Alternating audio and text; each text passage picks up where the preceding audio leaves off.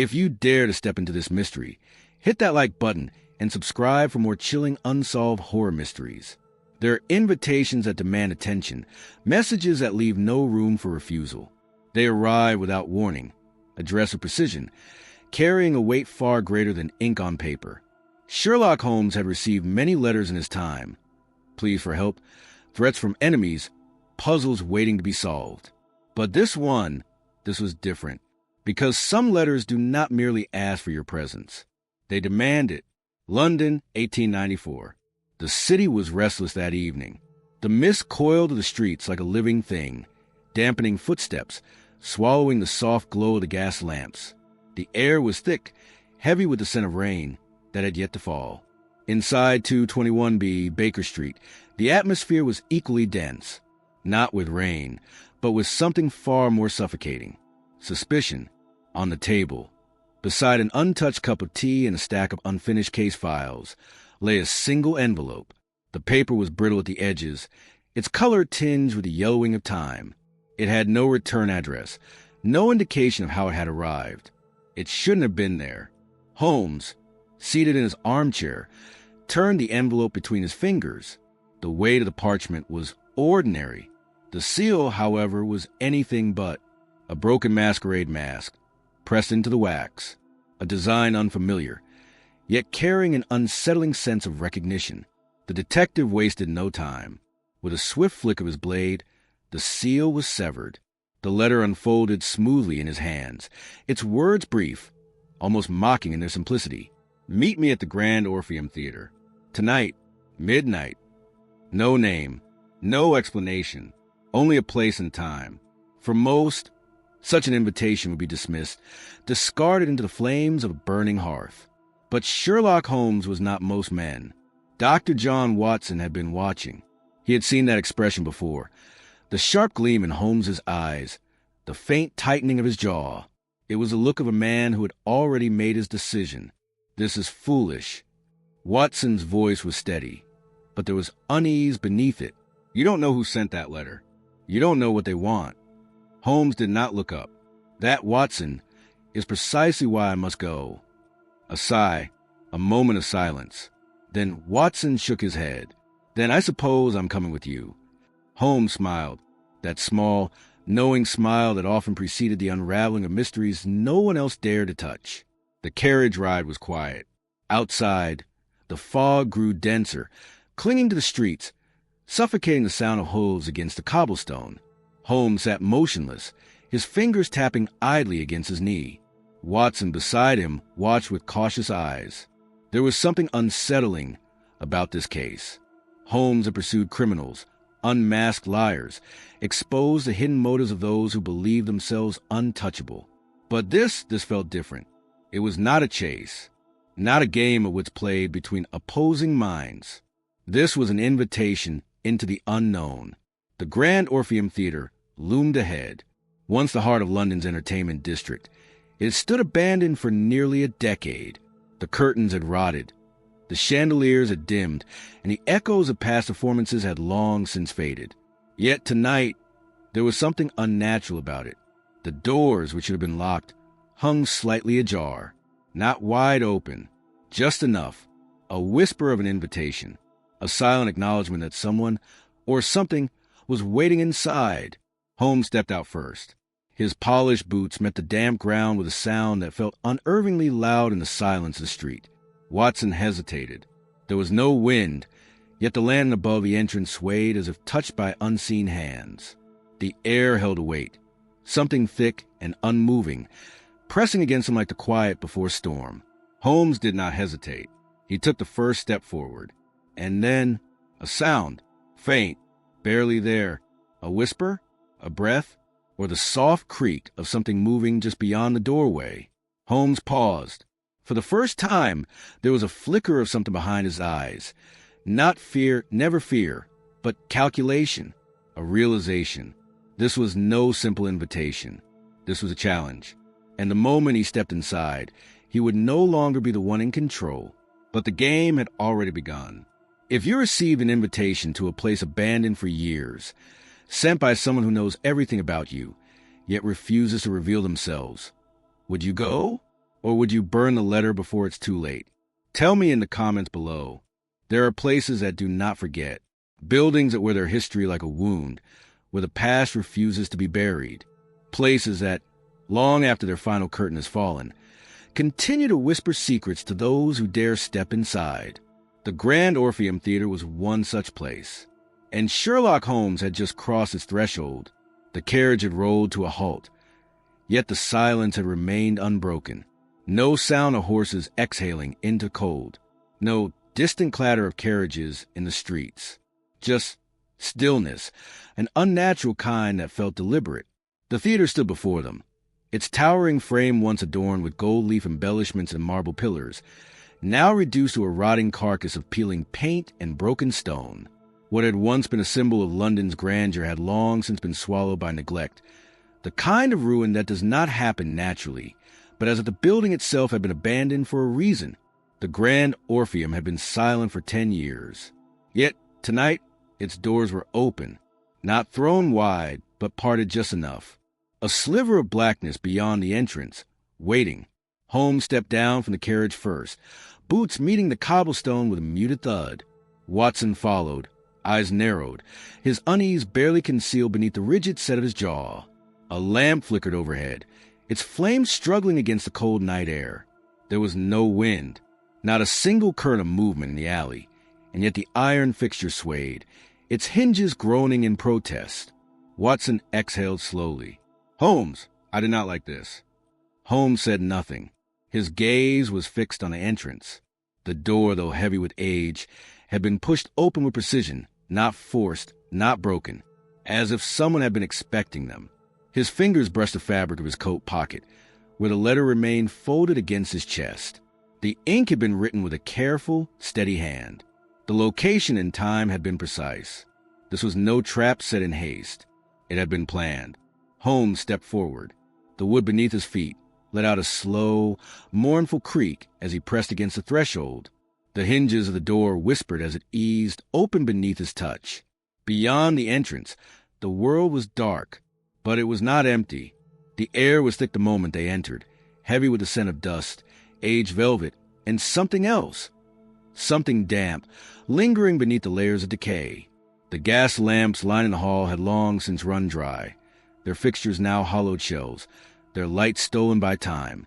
Yet, impossibly, faint illumination pressed through the gloom, not enough to reveal, but enough to suggest. The theater had not been cleaned in years, yet their footsteps landed softly, sound absorbed by layers of undisturbed dust. The floor should have been uneven, debris scattered from a decade of neglect, but it was not. The space had been left untouched, not abandoned, preserved, as if waiting. Watson hesitated just beyond the doorway, his hand instinctively hovering near his revolver. "Holmes, I ask you now, are you absolutely certain about this?" Holmes did not turn. His attention was elsewhere. The vast chamber of the auditorium stretched before them, the rows of seats reaching into a hollow void where the stage remained veiled in shadow. Something about the silence felt measured, like it was listening. And then, in the distance, a faint click, not loud, not aggressive, the unmistakable sound of movement. Holmes took the first step forward. Watson followed, though every instinct screamed at him to turn back. The theater swallowed them whole. The vast ceiling arched overhead, once adorned with painted frescoes now lost time. Chandeliers, long dead of light, hung precariously from rusted chains, swaying, though there was no draft. Their eyes adjusted, peeling back the layers of darkness. That was when they saw it, a figure, seated alone, a single chair, positioned dead center of the vast auditorium. No others occupied, just one, and its occupant. The figure did not move. It was impossible to tell whether it was watching them, for its face was obscured, hidden behind a mask, ivory white and unmarked. The fabric of its clothing was dark, blending into the surrounding seats, making it appear as though it were nothing more than a shadow wearing a disguise. Holmes stopped. Watson's breath tightened. The figure remained still, too still, no rise of breath, no subtle twitch of movement, just absence, as if it were not a person at all, but an imprint left behind. And yet, the longer they looked, the stronger the sensation became. It was watching. It had been watching long before they arrived. Holmes took another step forward. "Are you the one who sent the letter?" No response. No flicker of acknowledgement. Nothing. The question hung in the air. A pause. A silence deeper than any normal stillness. And then, from somewhere behind them, another chair creaked. A sound unmistakable in its clarity. It was followed by another, and another, and another. A ripple through the theater. The sound of seats shifting, though neither Holmes nor Watson had moved. Watson turned sharply, eyes scanning the rows of darkness. His hand went to his revolver, his fingers tense around the grip. Holmes, however, did not flinch. His gaze remained locked on the figure in the chair. He did not speak again. He simply waited. And finally, the figure in the mask did the same. A new sound slithered into quiet. A whisper, indistinct, low, a voice that did not rise from any single direction, but from the very walls of the theater itself. Watson stiffened. "Holmes!" Holmes raised a hand, a silent command. The whispering did not stop. It grew, layered, more than one. Not voices, breaths, soft, close, too close. Watson's pulse pounded in his ears. The gaslight flickered, throwing misshapen shadows against the walls. The figure in the chair remained unmoving, yet everything around him was shifting. Holmes exhaled, his voice calm. "We are not alone." No response. The whispering did not stop. It only moved. Watson turned just in time to see it. A shape, near the back rows. It was gone before he could register it fully.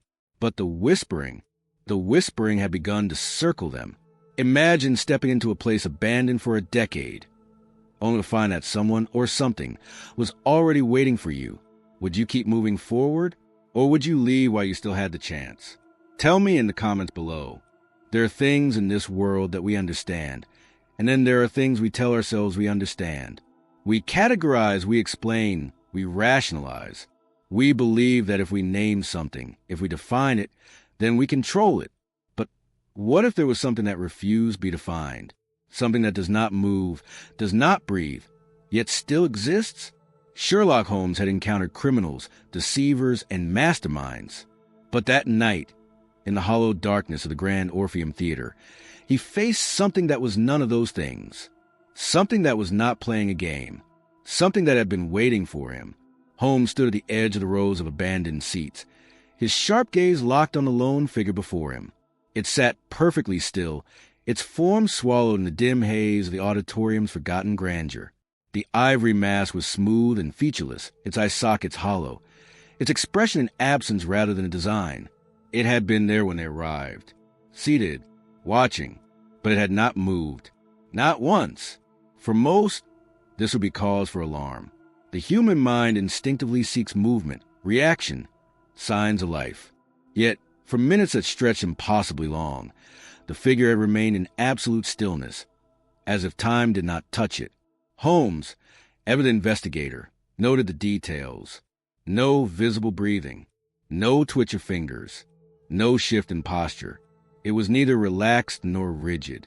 It simply was. The mind demands explanation. A person sleeping? A mannequin left behind from a forgotten performance? Or something more elaborate? A deception, a trick, a riddle left behind by the sender of the letter? Holmes did not believe in ghosts. He did not entertain superstition, nor allow the unexplainable to remain unexamined. And so, he did what no reasonable person would do. He took a step closer. Watson's breath caught in his throat. His fingers, still hovering near his revolver, tense with hesitation. Holmes ignored him. His focus was absolute. The floorboards whispered under his weight as he advanced, slow and deliberate, like a predator approaching uncertain prey. The flickering gaslight from the entrance cast shifting shapes across the masked figure's surface, making it appear as though it were subtly changing, though Holmes knew it had not. Another step, closer. Still no movement, no reaction. The mask stared back, unblinking, waiting. Holmes was now close enough to touch it. A thought crossed his mind, a calculation. If this was a person, their ability to remain so utterly still was unnatural. No tremor of muscle, no involuntary movements of breath or blink, no visible tension, no anticipation, no trace of waiting for him to act. If this was an actor in some elaborate deception, they were either highly trained or something else entirely. Holmes extended a hand. Just before his fingertips made contact, the mask tilted. Not much, just a fraction. A motion so slight, so deliberate, that it was worse than a sudden movement. Holmes hesitated for the first time that night, because it had not moved when he approached. It had not flinched at his presence. It had not reacted to his voice. But now it was acknowledging him. And then it breathed. Watson stiffened. It was faint, so faint that, had they not been standing in utter silence, it might have been overlooked, but there was no mistaking it. A breath, soft, measured, not strained, not hurried, not human. It did not come from behind the mask. It did not come from where a mouth or nose should have been. It came from within. The sound of air moving through a hollow space, an exhalation from something that had no lungs. Holmes remained motionless, his pulse steady, his mind racing through possibilities at speed only he could comprehend. And then, without warning, the mask fell, not yanked away, not pulled by unseen hands. It simply dropped, and beneath it, nothing. A void, not a face, not skin, not even bone, just blackness. A darkness that was not shadow, not absence, but something deeper. Something that did not belong. And for the first time in his life, Sherlock Holmes had no rational explanation. Watson's breath was shallow. His instincts screamed at him to move, to retreat, to force Holmes away from whatever this was. But Holmes did not move. He stared. His mind, the greatest in all of London, perhaps the world, ran through every logical sequence, every natural cause, every deception that could explain what he was seeing. But nothing fit. No mask, no prosthetic, no costume trick could create absence, because that's what this was, a void where a person should be. It was not darkness cast by light. It was not the hollow illusion of a trick of the eye. It was the absence of a face itself. The body remained seated. The shoulders had not slumped. The posture had not changed. But the mask was gone, and there was nothing there. Holmes' heartbeat remained steady. Though he was acutely aware that for the first time in a long time, his mind had encountered a puzzle that did not wish to be solved. A puzzle that was watching him without eyes. And then it moved. Not the body, not the hands. Just a void. It stretched. A slow, creeping motion, as if the absence itself were reaching for something. Watson acted before he even knew what he was doing. His hand grabbed Holmes by the coat, yanking him backward, his other hand going for his revolver in the same motion. The moment was broken. The void receded. The body slumped, lifeless, like a puppet with its strings cut. The mask hit the ground with a hollow clatter, rolling once before coming to a stop at Watson's feet. The breath, the awful, inhuman breath, was gone. Silence reclaimed the theater. And yet, something remained. Watching, waiting. Holmes exhaled slowly, adjusting his coat. His eyes remained locked on the empty seat where the figure had been. His mind, ever the master of logic, demanded an answer, but there was none. Not tonight. Imagine standing inches away from something that should not exist. Something that has no face, no eyes, no mouth, yet it breathes. It acknowledges you. It waits. Would you run, or would you stay and see what happens next? Tell me in the comments below. Identity is a fragile thing. We believe we know who we are. We trust that when we look into a mirror, the reflection staring back belongs to us. But what if one day it didn't? What if, in a moment, a blink, a breath, you became someone else? For Sherlock Holmes, the greatest master of disguise, deception had always been a tool, a weapon, a craft he had perfected over years of methodical practice.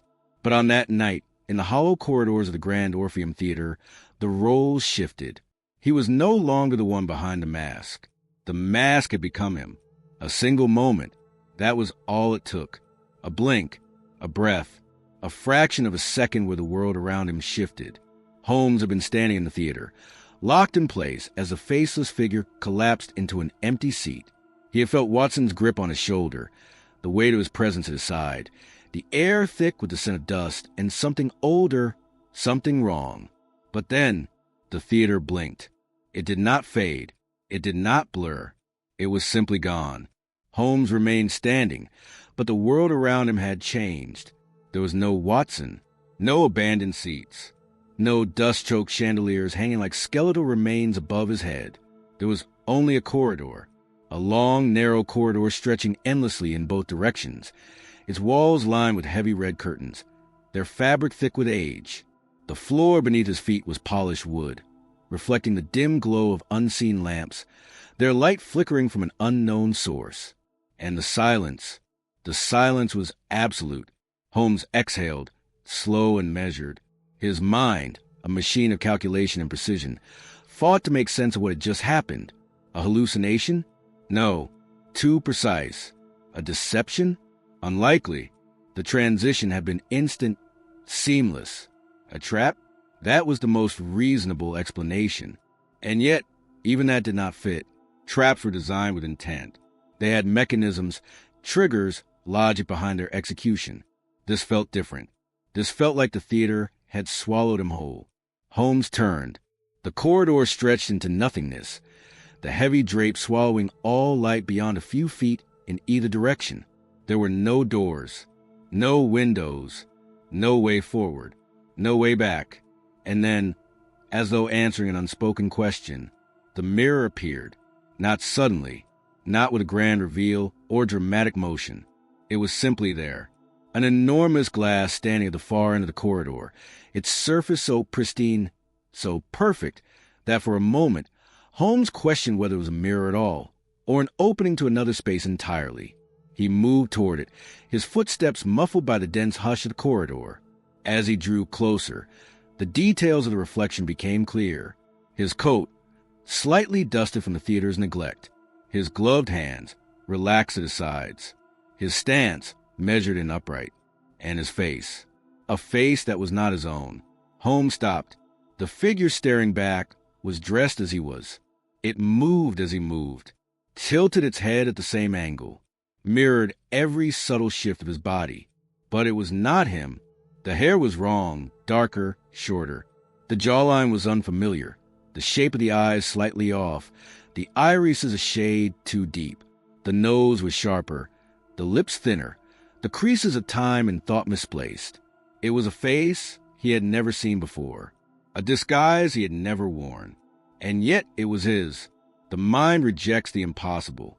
It demands logic, reason, an explanation that fits within the confines of reality. But reality had left him the moment he stepped into the Grand Orpheum Theatre. Holmes lifted a hand. So did the figure. He exhaled. So did the figure. The only difference, the only detail that remained unchanged, the eyes. Holmes' eyes, staring back at him from a face that was no longer his own. Holmes did not move. There was no panic in his expression, no outward sign of distress. But inside, deep within the calculated depths of his mind, the foundations of reason were shifting. Had he been drugged? No. His thoughts were sharp, his body responsive. There was no sluggishness, no distortion perception. Had he been manipulated? Unlikely. He had studied deception his entire life, knew every method of illusion and mental suggestion. And yet, nothing about this felt staged, which left only one possibility. He had become someone else, not through disguise, not through illusion, but through something far worse. The corridor stretched on, yet felt as though it were shrinking. The air was different now, charged with energy that had not been there before. The mirror reflected more than just his form. It reflected the weight of something else, something unseen pressing against the fabric of reality. Holmes stepped back. His reflection did not. He froze. The stranger in the glass remained where he was, watching, not mirroring, not copying, watching. And then it smiled, a slow, deliberate smile that did not belong to Holmes. And with that single movement, A realization settled over him. He was no longer the one looking into the mirror. He was the one being observed. The weight of the moment settled in his chest like a stone. He had assumed countless disguises throughout his career.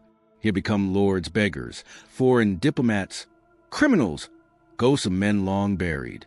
But never had he become this. A face without an owner, a name without a past, a presence displaced from its rightful place.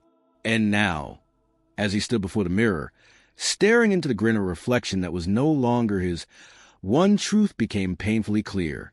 Sherlock Holmes was no longer the man he had once been. And worse, he did not know how to return. What if one day you looked into the mirror and saw a face that wasn't your own? A face that smiled when you didn't. A face that belonged to someone else. But only you could see the difference. Would you trust your own reflection? Tell me in the comment below. There are messages meant to be ignored, and then there are those that demand to be heard. Warnings are given for a reason. They are not invitations, not riddles to be solved, not challenges to be met. They exist as a final threshold, a point beyond which there is no turning back. But what if the warning arrives too late? What if the message does not come from the living, but from something else? And what if it is meant for you? Sherlock Holmes had always believed in logic, in the order of things, in cause and effect. But that night, as he stood in the shifting corridors of the Grand Orpheum Theatre, staring into a reflection of a face that was no longer his own, logic was no longer enough. Something was watching. Something was waiting. And now it had sent a messenger. The silence in the corridor pressed against him. Heavy, unnatural. Holmes did not move. The reflection in the mirror, his own and yet a stranger's, still lingered on the edge of reason, smiling without instruction, a presence where no presence should be. But it was no longer the only thing in the corridor. A breath, not his, soft, deliberate, behind him. Holmes turned. She was there, a woman, tall, thin, wrapped in the tattered remains of a once elegant dress. White fabric clung to her frame, worn and heavy with time, the edges frayed as if they had been dragged through years of dust and neglect. Her face was wrong, not deformed, not monstrous, just unfinished, a blur where features should be, a shape without clarity, as though something had started to craft her, but abandoned the process halfway. She stood perfectly still, except for her lips. They moved, no sound at first, just a motion, slow and deliberate, as if rehearsing words that had been spoken too many times before. Then, a whisper, low, breathless, and far too close. He stole my face. The voice did not echo. It did not belong to the space around them. It was direct, piercing through the stagnant air as if it were meant for his ears alone. Holmes remained motionless, every muscle measured, every thought methodically caged. And now he wants yours. Holmes was no stranger to deception. He had studied liars, conmen, criminals who wove falsehoods so intricate they could fool even the keenest of minds. But this was different. This was not a lie. This was something worn thin from repetition. A phrase spoken again and again, as though the words themselves had been etched into existence. Holmes studied the figure before him, noting everything. The slight twitch in her hands. The unnatural way her feet hovered just above the wooden floor, not quite touching, not quite grounded. The weightless quality of her presence, as though she was caught between the world of the living and something else entirely. Who stole your face? His voice did not tremble. Her head tilted slightly. Holmes had expected hesitation, uncertainty, some sign that she was searching for an answer or fabricating one. But she did neither. The words came again, identical in tone, in rhythm. He stole my face, and now he wants yours. Not a response, not an explanation. A warning, a script, something spoken so many times that it had become part of her. Holmes exhaled slowly. And who is he? For the first time, the figure moved. Not much, just a shift, barely perceptible, but deliberate. Her head turned slightly toward the mirror. Holmes followed her gaze. The reflection had changed. The figure in the glass was still there, still watching, still smiling. But now the eyes were wrong. Not his, not even the stranger's. They were someone else's entirely. a hollow depth where irises should be, a darkness that was not merely shadow, but something deeper, something present. Holmes turned back to the woman. She was closer now. She had not moved, not in the way a person moves. There had been no sound, no shift of fabric, but she was closer. The air grew thick, pressing against his lungs as if the very act of breathing had become a struggle. The corridor, one stretching infinitely in both directions, began to shrink, the heavy red curtains folding inward, suffocating the space around them. Holmes remained composed, his pulse steady, his breath controlled. What does he want? This time, the answer was different. Her voice was softer. A whisper, not just a sound, but of meaning. Disguise yourself. A pause, a hesitation, as if she did not wish to say the next part, or be taken. Holmes' mind moved quickly. Disguise. The word itself was familiar, comfortable. A practice he had mastered, a craft that had allowed him to become anyone, to walk among those who never realized they were being watched. And yet, in this moment, the meaning was different. This was not a skill. This was a necessity. Why? The woman blinked. For the first time, she looked human, not a phantom, not a lingering imprint of something lost to time, just a person, just for an instant. And in that instant, there was fear, real, tangible fear. But it was not for herself. It was for him. Her lips parted as if to answer, and then the mirror shattered. Glass exploded outward in every direction, shards catching the dim glow of unseen light, twisting and reflecting distorted images of the corridor, of Holmes, of the woman, fragments of reality breaking apart like brittle ice. The reflection was gone. No stranger, no smile, just darkness where the mirror had once stood. The woman stepped back. Her body faded, piece by piece, like fabric unraveling in slow motion. The air grew colder, the silence more unbearable. And before she vanished completely, before she was lost to whatever place had bound her to this warning, she whispered one last time, "Run." And then Holmes was alone. The corridor remained. The curtains remained. The air was still, the world no longer shifting. But something had changed. Something Holmes could not see, but could feel. A presence, a watcher, something waiting for him to make his next move. And for the first time in his life, Sherlock Holmes did not know what game he was playing, only that he had already made his first move, and there was no turning back. If you were given a warning by someone who no longer exists, would you listen? Or would you push forward, knowing that whatever waits ahead is already watching? Tell me in the comments below. There is nothing more unsettling than a familiar face where it should not be. A face you know, a face you have worn, but one you do not recognize. Identity is not as fixed as we like to believe. It can be taken, stolen, changed, and sometimes it can be replaced. Sherlock Holmes has spent his life uncovering disguises, unraveling illusions, seeing through the masks that others wore. But on this night, in the hollow corridors of the Grand Orpheum Theatre, he faced a truth far more unsettling than deception. He was not the first to wear his face, and he would not be the last. The air was different now. Not heavier, not colder, just wrong. Holmes had been standing in the corridor, his mind still dissecting the warning whispered by the faceless woman, still searching for meaning in the shattered fragments of the mirror. But when he turned, the corridor was gone, replaced by something else.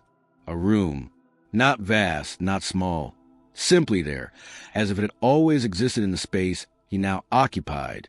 The walls were lined with wooden panels, darkened with age. The floor was smooth, polished, but bore no reflection of the dim light that illuminated the space. And on the walls, staring back at him, portraits, row after row, stretching into shadows, each one identical in its frame, in its composition, each one displaying a single man, a man Holmes had never seen before, and yet a man he recognized, his own face. Holmes moved forward, slow, deliberate. His mind calculated the possibilities, even as his instincts warned against looking too closely. But how could he not? The first portrait stood at eye level, a man dressed in 18th century attire, powdered wig, high collar coat, the solemn expression of a gentleman captured in oil. The brushstrokes were meticulous, each line crafted with precision. But the face, his face, not an approximation, not a resemblance, but his own features, perfectly replicated. He stepped to the next, a Victorian gentleman, fine wool coat, cravat, hands poised on an ornate cane. The artist had captured every detail with uncanny accuracy, down to the slight furrow in the brow. The next, a man from an earlier era, ruffled collar, parchment in hand, ink stain smudging his fingers. Each portrait, a different time, a different setting, a different life, but the same face, the exact same face. Holmes inhaled deeply. He turned to the nearest frame, inspecting the lower right-hand corner where an artist's signature might be. Instead, there was only a date, and that was when he realized every portrait had 1,784, 1,785, 1,786. Each date separated by decades, centuries. He traced his fingers along the carved wood of a frame. The paint was old, cracked in places, but the colors remained vibrant. These paintings had not been recently made. They had existed long before Holmes had ever taken his first breath, and yet he was in them. A puzzle formed in his mind. The dates, the eras, the passage of time marked in brushstrokes. Every 100 years. That was the interval. Not every generation, not every lineage, just a single man appearing once per century. The same face, the same expression, the same unsettling truth staring back at him from across time. A man who did not belong in history, but had been placed there anyway. And then the realization set in. Holmes was never meant to be here. He was not the investigator. He was the next portrait. The stillness of the room was total. Even his own breath felt muted, absorbed into the weight of whatever had been set into motion long before he arrived. Then, without warning, a knock, slow, measured, not at a door, not at a window, but from behind the wall of portraits, a place where no one should be. Holmes remained motionless. Another knock, a pause, then another, deliberate, expectant, like something waiting to be let in. Holmes turned, stepping back toward the center of the room, positioning himself where he could see every portrait at once. And then, the smallest shift, a change so subtle that most would have missed it. But he did not. One of the portraits had moved, just slightly. A tilt, an adjustment, not by his own hand. Holmes watched, his sharp eyes scanning every detail. The figure in the painting, frozen in time, remained the same. But the eyes, they were no longer looking forward. They were looking at him. And as he stared back, a thought settled into his mind, one that did not come from logic, from deduction, from the careful reasoning that had guided him his entire life. A thought that came from somewhere else. This is what happens to the ones who wear the mask too long. And for the first time, Sherlock Holmes understood.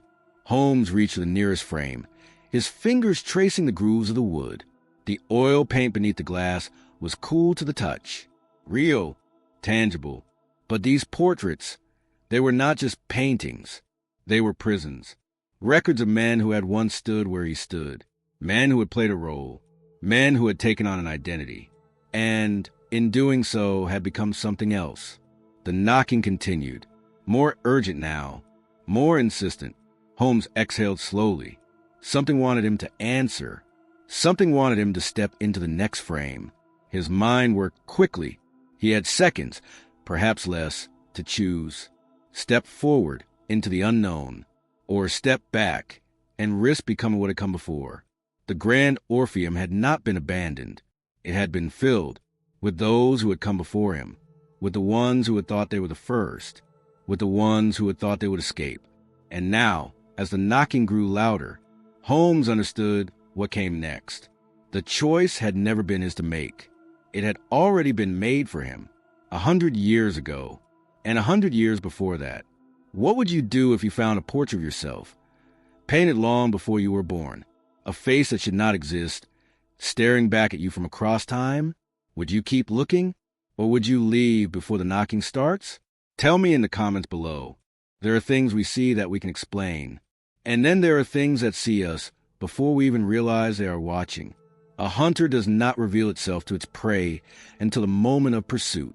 A predator waits, observing, studying, knowing the exact moment to strike. Sherlock Holmes had spent his life following trails, tracking those who thought they could disappear, anticipating their every move. But inside the Grand Orpheum Theatre, deep in its forgotten corridors and shifting walls, something else was tracking him, and it was already closer than he knew. The knocking had stopped, not gradually, not with hesitation. It simply ceased. And in the silence that followed, Holmes became aware of something else, a presence, not behind him, not in the room with the portraits, somewhere else, somewhere ahead. Holmes turned toward the darkness that stretched beyond the room. A corridor had appeared where there had been only solid wall before. It led deeper, always deeper. With measured steps, he moved forward. He did not call for Watson, did not expect an answer if he did. Whatever rules governed this place, they had already rewritten reality around him. And then he saw it. At first, only a shape, tall, unmoving, just beyond the reach of the dim light that barely illuminated the corridor. Then a step, a slow, heavy step forward, and the shape became a man.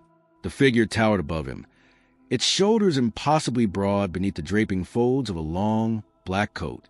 The air around it felt stretched, warped, as if space itself bent to accommodate its presence. And its face did not belong to it, because it did not stay the same. It shifted, flickering, sliding through different forms like a mask being removed and replaced over and over again. At one moment, it bore the sharp, intelligent features of a scholar.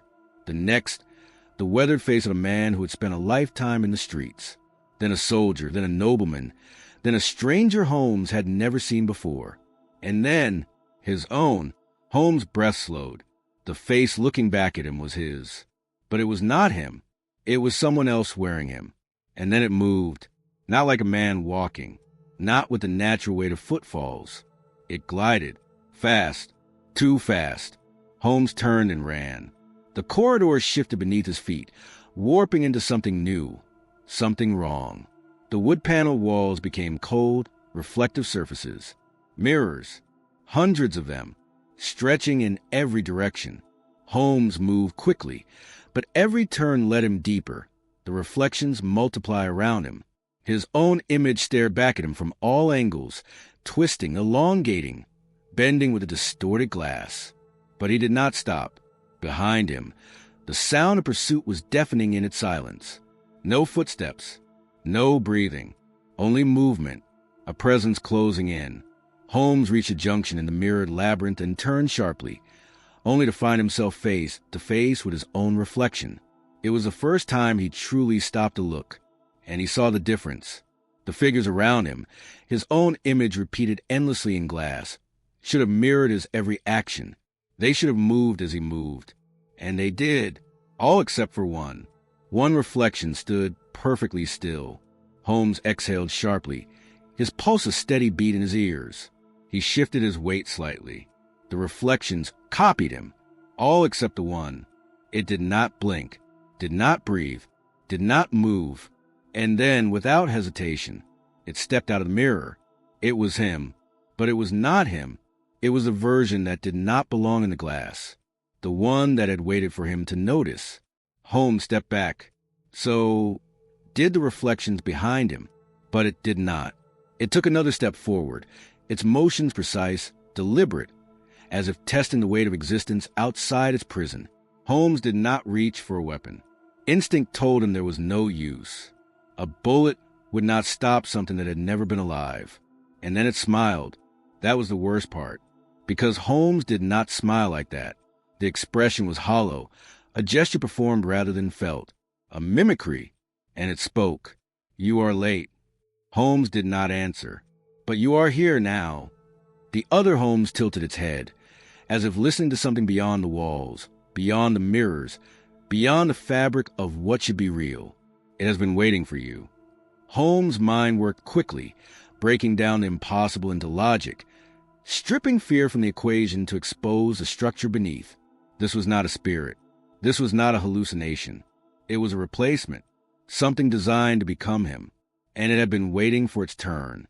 A sound rippled through the mirrors, a distant, slow knock, the same knocking that had come from behind the walls of the portraits, the same knocking that had announced the presence of something unseen. The reflections around him shuddered, and the thing wearing his face, it moved, fast. Holmes turned and ran. The maze twisted around him, the mirrors distorting into endless corridors that led nowhere. Every direction reflected back a version of himself that was no longer real. The knocking grew louder, and behind him, the thing followed. It did not run. It did not need to. It simply appeared closer with every turn. And then, the mirrors began to shatter. Holmes lunged forward, reaching for something, anything, that resembled an exit. The maze twisted, shifted, the walls breaking apart into fragmented glass that no longer held reflections at all. They were empty now, hollow, waiting. And just as the thing behind him reached out, Holmes fell forward, through an opening, through nothingness, and when he landed, he was somewhere else. The mirrors were gone, the maze was gone, but the knocking had followed him. It was inside the walls now, and this time it would not stop. What if one day, in a room filled with mirrors, you saw a version of yourself that didn't move when you did, and then it stepped out? Would you run, or would you ask what it wants? Tell me in the comments below. Every choice comes with a cost. We tell ourselves that decisions belong to us, that we are the architects of our own fate. But what if the choice was never ours to begin with? What if the moment we stepped through the door, the moment we followed the trail, the moment we opened the letter, our fate had already been decided? Sherlock Holmes had spent his life chasing answers, exposing lies, unmasking the hidden faces of criminals and deceivers. But on this night, in the hollow heart of the Grand Orpheum Theatre, he faced the one thing that could not be explained, the one thing he had never anticipated, a choice that was not his to make. The mirrors were gone, the reflections had shattered, their broken pieces lost to the shifting corridors of the theater. And Holmes was alone, or so he thought. The room he stood in was unlike the others. There were no dust-covered chandeliers, no decaying velvet seats, no endless corridors stretching into oblivion. It was a chamber, circular, windowless. The walls, though stone, seemed to shift slightly, the surface breathing, a trick of the dim lighting or something far worse. In the center of the room stood a single chair, and in the chair sat the masked figure. Holmes had seen it before, seated in the opera house, silent, waiting. But this was different, because now it spoke. Wear the mask or disappear forever. The voice was hollow, not in the way an echo stretches through an empty hall, not in the way a voice weakens with age or distance. It was absent, as though the words had been stripped of everything human.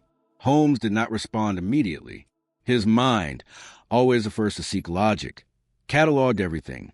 The mask, a simple design, ivory white, featureless except for the faintest hint of a mouth, a barely sculpted nose, hollow eyes that gave nothing in return. It was offered to him, and that was when he understood this was not an offer. It was a demand. Holmes inhaled slowly. He did not step forward. What happens if I refuse? The figure did not move. You will disappear. A pause, like the others before you. The weight of the words settled into his mind like a stone sinking through water. The portraits, the reflections, the faces that resembled his own, scattered throughout time, each one taking its place in the unbroken cycle. And the woman in white, the warning whispered in the darkness, the half-formed features. She had been left behind. A disguise once worn, then discarded. Holmes exhaled sharply, his thoughts moving with measured precision. The Grand Orpheum Theatre was not abandoned. It was occupied, not by the living, but by those who had worn the mask before him. And now it was his turn. Holmes had assumed that he had been chasing something, a mystery, a deception, a game of masks and shadows, meant to be unraveled, exposed, understood. But the truth was simpler. He had never been the one chasing. He had been the one lured, The theater did not seek to trick him. It sought to replace him, to strip away what he was and mold him into what it needed him to be. And the mask was the final step. "Who are you?" Holmes asked. The masked figure tilted its head, the motion too smooth, too precise. "The one who was before you." A statement, not a warning, not a threat. A fact. Holmes let the silence stretch. There was no way out, no exit, just a chair, just a mask, and the choice. A choice that was not a choice at all. Because the moment he had stepped through the doors of the Grand Orpheum, his fate had been set. And now it was time. Holmes reached for the mask and placed it over his face. The world did not fade. It did not blur, nor twist into something incomprehensible. It simply shifted. Holmes was still in the theater, but he was not himself. The mask was no longer something separate from him. It had become him. His face, his true face, was gone. His voice, his features, his very identity had been erased, replaced by the blank, expressionless form that had waited for him in the chair. And he understood. He was no longer Sherlock Holmes. He was the next one. And somewhere, in the shifting corridors of the theater, a new visitor would come. A new mystery would unfold. A new detective would arrive, convinced they were the one pulling the strings. And when the time came, Holmes would be the one waiting in the chair, offering them the mask, and the cycle would continue. There was no escape. There never had been, because this was not a trap. It was a system, a machine designed to replace identities, to take men of disguise, men of deception, men who could become anyone, and ensure they became no one. The last thing Holmes heard was the voice, not from outside, but from within, his own voice. With a mask or disappear forever. And then, nothing, because Sherlock Holmes was gone, and the next one had arrived. If you were given a choice to erase yourself, to disappear, or become someone else entirely, what would you choose? Would you wear the mask? Tell me in the comments below. Escape is not the same as freedom. You can leave a place, walk away from it, close the door behind you, and tell yourself that it is over. But what if it isn't? What if, when you return to your world, you are no longer the one who left? Sherlock Holmes had survived the Grand Orpheum Theatre. He had made his choice. He had taken the mask. But when he awoke, something was wrong. Because the greatest trick the theater had ever performed was making him believe he had escaped. The familiar scent of pipe smoke and aged paper lingered in the air. The warmth of a burning fireplace crackled softly in the corner. And yet, something was off. Holmes sat upright in his chair at 221B Baker Street, his fingers resting lightly on the armrests, the way of his coat pressed against his shoulders. A half-filled glass of brandy sat undisturbed on the side table. Everything was exactly as it should be, except for one detail. He did not remember coming home. Holmes' mind moved quickly, dissecting the impossibility of his situation. He had been in the theater, the chair, the mask, the moment of transition, and then nothing. No carriage ride through London's misty streets. No hurried footsteps up the wooden staircase to his rooms. No recollection of Watson's voice, the shuffle of newspapers, the distant hum of life outside. Just a blank space where memory should have been. And now he was here, as if nothing had ever happened. A sharp knock rattled the wooden door. Holmes did not move. Another knock. And then, "Holmes, why are you staring like that?" The voice was familiar, steady, reassuring. "Watson." Holmes turned his head slightly, his sharp gaze settling on the doorframe as it swung open. There stood Dr. John Watson, his expression carefully neutral, though his eyes carried something else, hesitation. He stepped inside slowly, as if approaching an unpredictable animal. "Are you all right?" Holmes remained silent. His mind, still moving at its usual relentless speed, analyzed every detail. Watson was here. He was speaking to him, addressing him as he always did. And yet, there was doubt in his voice. Why? Holmes had given no reason for concern. He had not spoken, had not acted irrationally. And yet, Watson's gaze flickered toward something behind him. Holmes followed the look, and saw it. Across the room, resting against the far wall, stood a tall, freestanding mirror. It had always been there.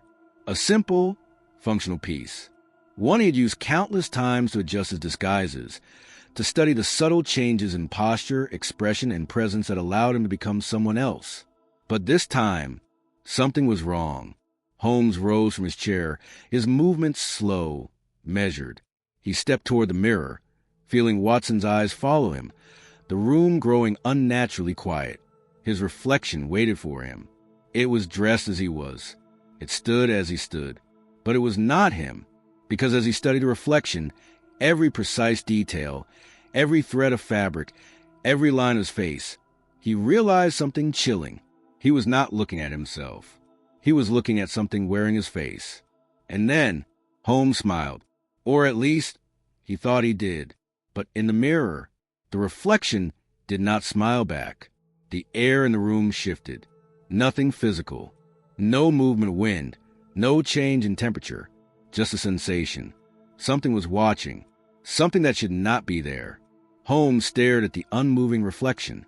His own expression had settled into stillness, but the image in the glass remained unchanged, frozen in that unreadable stare. And for the first time, Holmes was the one being observed. Watson took a slow step forward, his tone careful. "Holmes, what's wrong?" Holmes did not respond, because there was a new problem. A realization that cut deeper than any mystery he had faced before. This was not his first time looking into this mirror. He had stood here before. Many times. He had adjusted his collar, smoothed his coat, tilted his head at the precise angle required to observe the finer details of his disguise. And yet, this was the first time he had ever truly noticed a reflection. Had it always been this way? Had the thing in the glass been waiting? Had it been watching him this entire time, and he had simply failed to see it? Holmes took another step toward the mirror. The reflection remained still. He lifted a hand. No reaction. He exhaled. No movement. And then the reflection blinked. A slow, deliberate motion. But Holmes had not blinked. Watson shifted behind him, his concern now edged with something else. Something Holmes had rarely heard in his voice. Fear. "Holmes, what are you looking at?" Holmes spoke without turning. "Watson, tell me what you see in this mirror." A pause. Watson did not answer immediately. And then, "I see you." Holmes inhaled. "Are you certain?" Another pause. A breath too long, too uncertain. "Of course I am." But Holmes heard it. The hesitation. The doubt. The lie. Watson was a man of medicine, of science, of rational thought.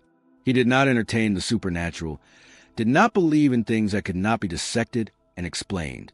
But in that moment, Holmes understood. Watson had seen it too, but he would not admit it, because some things should never be acknowledged. Holmes stood before the mirror, his reflection staring back, where his face, but not his presence. Watson, behind him, hesitant, and somewhere, deep within the shifting walls of the Grand Orpheum Theatre, the game had already begun again, because the theater had not released him. Not truly. He had escaped the stage. But the act was still unfinished. The question remained, had he ever left at all? Or was this just another disguise? If you looked into a mirror and saw your reflection staring back at you, but not moving when you did, what would you do? Would you turn away? Or would you keep watching, knowing that whatever was in the glass was waiting for you to blink first? Tell me in the comments below. Some mysteries do not end. They do not have resolutions. No grand revelations. No final pieces falling into place to complete the puzzle. Some mysteries are meant to remain open, unfinished, hanging over those who dare to touch them. Sherlock Holmes had always prided himself on solving the unsolvable. But after the Grand Orpheum Theatre, after the mirror, after the mask, he was no longer certain that the case had ever truly been his to solve. Because the real question was never whether he escaped. It was whether the man who walked out of that theater was still Sherlock Holmes at all. London had not changed. The streets remained the same, bustling, alive with voices, carriages rattling over stone, the ever-present fog creeping through the city's veins. But Holmes had changed, not in the way a man ages, or in the way a man is shaped by experience. No, this was different. A shift so subtle, so deliberate that it was nearly imperceptible. To most, he was the same man, the same sharp mind, the same meticulous habits, the same quiet arrogance that came with knowing one was always the smartest person in the room. He solved cases. He unraveled secrets. He remained Sherlock Holmes, but only on the surface, because something was missing, and something else had taken its place. Watson noticed it first, not immediately, not with some grand, sudden realization, but in fragments, pieces of something that did not fit together. Holmes had always been meticulous. Every detail of his personal presentation calculated, every motion purposeful. But there were new habits now, subtle. The gloves. Holmes had worn gloves before, of course. It was not unusual, not worth noting. But now, he never removed them, not to shake hands, not to write, not even in the privacy of his own home. At first, Watson dismissed it. Perhaps Holmes had developed a new preference, some idiosyncrasy born from one of his many disguises. But then there was the handwriting. It had always been precise, sharp, angled with the controlled elegance of a man who had mastered both logic and language. But one evening, as Watson reviewed a set of case notes, something stopped him cold. The handwriting was different, not drastically, not in a way that would be immediately obvious to an untrained eye. But Watson knew. He had seen Holmes writing 1,000 times, and this was not quite right. The slant of the letters, the pressure of the ink, the way the loops formed in his signature. It was close, but it was not his. Holmes had not spoken of the Grand Orpheum Theatre since that night. Not to Watson, not to anyone. It was as if the case had never existed, as if the events that had led them there, the masked figure, the mirror, the moment of choice, had all been erased from time. But Watson had not forgotten, and he had begun to watch, closely, looking for things he had never needed to look for before. The way Holmes hesitated, just for a fraction of a second, before answering certain questions. The way he avoided mirrors now, never allowing his reflection to linger too long. The way he sometimes seemed too aware of himself, adjusting his coat, touching his collar, as if he was making sure everything was still in place. And the way, late at night, when he thought no one was watching, he would sit at his desk, hands resting motionless on the wooden surface, staring, not at a case file, not at his notes, just staring, as if listening, as if waiting, as if something was speaking to him from a place no one else could hear. One evening, Watson spoke without thinking, a simple comment. "Your handwriting has changed." Holmes did not look up from his notes, did not acknowledge the statement immediately, just the smallest pause, barely there. Then, without looking up, "Has it?" A flat response, a question without curiosity. Watson forced a chuckle, trying to mask his unease. "Yes, but only slightly, almost as if you had to relearn it." This time, Holmes did look up, and Watson regretted the words instantly, because for the first time, as he met Holmes' gaze, he realized something he had never questioned before, something terrifying. The man sitting across from him looked like Sherlock Holmes. He spoke like him, thought like him, acted like him, but there was no certainty that it was him. Not anymore. The world went on. Holmes continued solving cases. The great detective of Baker Street remained as brilliant as ever, his mind sharp, his deductions precise. Nothing had changed, except for one thing. One question that could never be answered. One case that could never be solved. He escaped, but which Holmes came back. If you think that was terrifying, wait until you hear what happened in his next case. Subscribe now and turn on notifications, because the next mystery is already waiting. If someone you knew, someone you trusted, came back from a place no one should return from, how would you know it was really them? Would you believe what you see? Or would you look closer and risk seeing the truth? Tell me in the comments below.